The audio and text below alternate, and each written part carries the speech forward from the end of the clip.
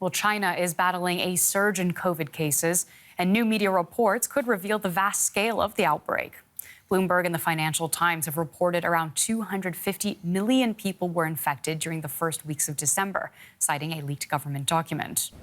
But Chinese authorities appear to be downplaying the severity of the current wave. Despite the surging cases, they are continuing to report no new deaths, even as hospitals and morgues fill up.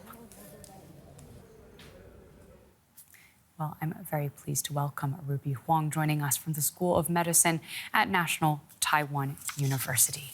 I'd like to begin with those figures from the Chinese government. They're reporting only 7 COVID deaths since restrictions were dramatically loosened earlier this week. From what you've been hearing from China, can you tell us more about just how bad the situation is? I think what is puzzling now is how accurate these figures are, no matter the actual infection numbers and the death numbers. And we know that the death definition from China is very different from the WHO definition. They restricted to only for pulmonary causes of death. So we could expect that other COVID-related mortality rate was not reported.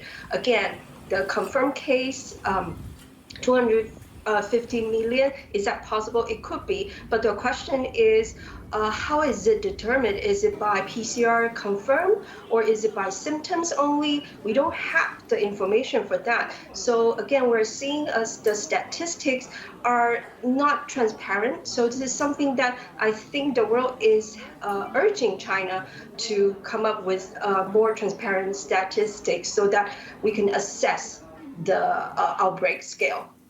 And in your view, how well prepared was China for this wave? Do you think it was a mistake for them to lift these strict restrictions so quickly? I won't say it's a mistake because you have to open up at some point. It's impossible to have the society be closed down for such a long time, and we've seen that from protests everywhere. But the issue is China didn't plan it as a stepwise opening up.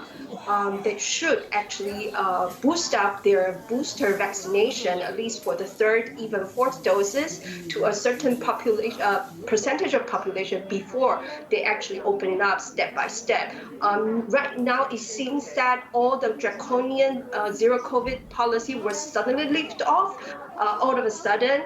And even the testing booths, which actually would be very helpful now for the community to assess the outbreak, is all gone. So it's kind of puzzling whether or not there is actual leadership down at every level in China now for the COVID control. China is, of course, the most populous country in the world, and with such a huge number of people facing infection in the coming weeks, what do you think can be done to reduce what could be a huge number of people dying? I think I said that yesterday. Maybe they can use their technology like apps. A lot of their communities have access to apps, WeChat.